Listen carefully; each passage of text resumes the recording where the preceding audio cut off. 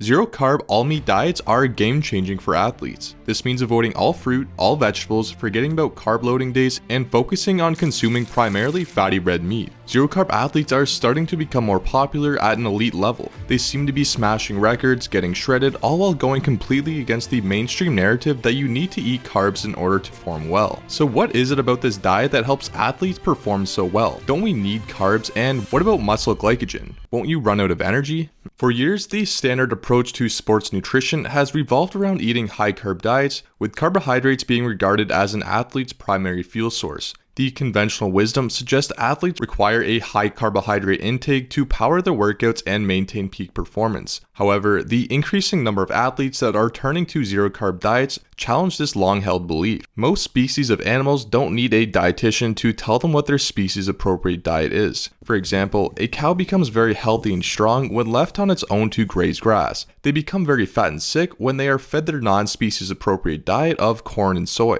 Just as it is important to determine a species-appropriate diet for a cow, the same goes for humans. But why is it that humans have such a difficult time figuring out what to eat? Well, a lot of this has to do with the agricultural revolution about 10,000 years ago and the modern-day incentives to push specific diets. This ranges from manipulation in the educational system to push a certain agenda, to fabricating nutritional studies to come to conclusions that they never should have came to. So one of the best ways to determine what a human should eat with the least amount of manipulation is to look at anthropology. The evolutionary and historical context of low-carb diets is deeply rooted in the fact that our ancestors ate primarily meat-based diets. Anthropological data shows that early humans thrived on a diet high in protein and fats derived primarily from animal sources. This way of eating was the norm for hundreds of thousands of years, shaping our physiology and metabolism to be perfectly designed to utilize these specific foods. Because our ancestors evolved on a predominantly meat-based diet for such a long time, it may be one of the primary factors why this way of eating can be ideal for optimizing human performance. Now, before we dive further into this video, I need to make a quick disclaimer.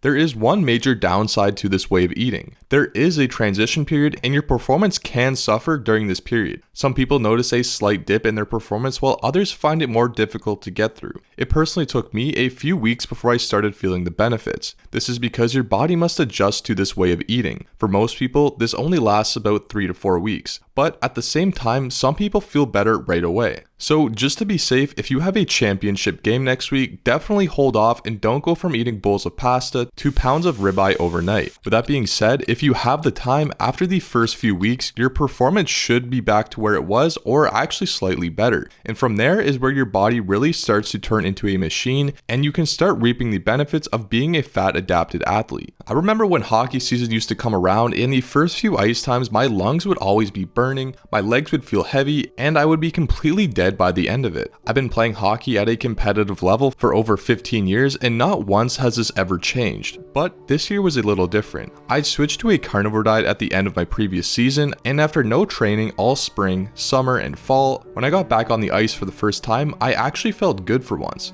Although my skills were a little rusty, all of the other aspects that diet can have a significant impact on, such as my cardiovascular system, muscle capabilities, and energy levels, all seem to be at optimal levels. This is because our bodies function in a completely different way when eating an all-meat diet. Instead of our bodies using primarily carbohydrates as fuel, they now utilize mostly fat. Ketosis is a metabolic state in which the body uses fat as its primary source of energy, breaking it down into molecules known as ketones to fuel various tissues, including the brain. When carbohydrate intake is drastically reduced or eliminated, the body switches from using glucose as its primary energy source to using stored body fat. Now, let's look at the physical and mental changes that the athlete may go through when switching to a zero-carb diet. Athletes frequently report improved energy levels, stable energy throughout the day, and obviously a reduced reliance on carbohydrates as their bodies are now well adapted to this new metabolic state. These advantages stem from the body's ability to access fat stores and use ketones as a more efficient and long-lasting fuel source. A common misconception is that we must eat carbohydrates to replenish glycogen, which is stored in muscles and used for energy during physical activity. However, the process of gluconeogenesis allows the body to generate glucose from non-carbohydrate sources such as amino acids, lactate, and the glycerol backbone of fat. This means that even in the absence of dietary carbohydrates, the body can still replenish glycogen based primarily on its physical demands rather than nutritional intake. And the rate at which the glycogen is restored is based on the training status, not so much the nutritional status of the individual. So if you want to carry more glycogen, it is better to train harder rather than be a carb loader. It's also critical to understand that ketosis is most likely our primary metabolic state. The so-called fed state induced by carbohydrate consumption is not the natural baseline for human metabolism, contrary to popular belief. Although this is normal nowadays, our diet was vastly different from our modern day standard diet. Instead, our ancestors and most other animals for that matter thrived by operating in a low carbohydrate state, drawing on their fat reserves for energy during periods of fasting or limited food availability. And this is where fasting can come into play. I found it's much easier to play on an empty stomach. This is because our body doesn't have to focus on digesting at all, which is a huge source of energy. Our body can now use all of its energy and blood flow more so on muscle performance. Now, performance is just one half of the equation. We will not be able to perform well if we cannot recover properly. A zero-carb all-meat diet can help to drastically reduce inflammation in the body and help an individual recover. Since switching to this diet, I've found that I can recover in nearly half the amount of time.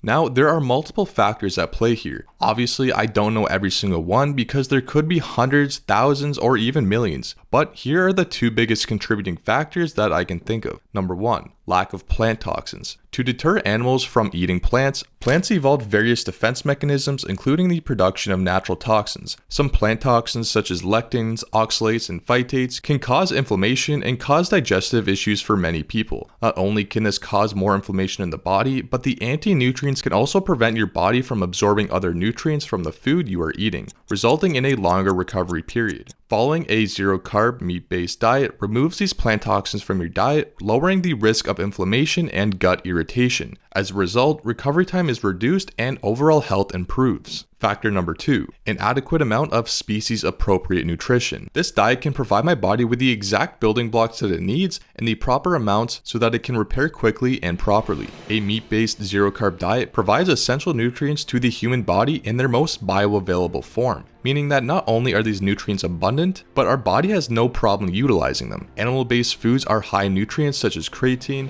in addition to high-quality proteins, healthy fats, and essential vitamins and minerals. Creatine is a naturally occurring compound that contributes significantly to energy production, particularly during high-intensity activities. Creatine has been shown to increase muscle strength, lean body mass, and promote faster recovery. Saturated fats are essential for hormone production, cellular function, and energy metabolism, while cholesterol is a crucial component of cell membranes and the precursor for hormones like testosterone. Consuming adequate amounts of these nutrients supports proper muscle repair, hormone function, and overall health. Now, with muscle performance and recovery out of the way, I want to touch on something that is commonly overlooked that can actually make a dramatic difference in an athlete's performance. Being mentally sharp is crucial for many sports, especially fast-paced sports like hockey. A zero-carb diet can have a dramatic impact on one's ability to think clearly. This can help athletes make quick decisions that completely turn their game around. Ketones, which are produced from fat breakdown, are an efficient and preferred energy source for the brain. On a meat-only diet, ketones provide most of the brain's energy needs, resulting in consistent energy and enhanced cognitive function. Ketone bodies such as beta-hydroxybutyrate help reduce oxidative stress and inflammation in the brain, improving neural function, boosting memory, and promoting overall mental performance. So if a no-carb meat-only diet can enhance performance and speed up recovery, why is nobody talking about this? Once again, there are many factors at play here. To start, there is a massive push for plant-based nutrition that is still being pushed onto dietitians in the education system. People still want to vilify saturated fat and cholesterol, even though this is what we have been eating for the majority of our evolution, making our bodies perfectly designed to tolerate and utilize these nutrients. And another reason is that when people learn personal training and nutrition, they generally follow the knowledge of a previous trainer and don't really look into it further on their own, which can perpetuate old misinformation. But with that being said, there are likely way more zero-carb athletes than you actually hear of. After all, if you found something that could help give you an edge over your competitor, you're not going to be screaming it from the rooftops, as it would be best to keep it a secret to your advantage. So if you're looking to improve your performance, it might be worth it just to keep it simple and eat something closer to that of our species-appropriate diet.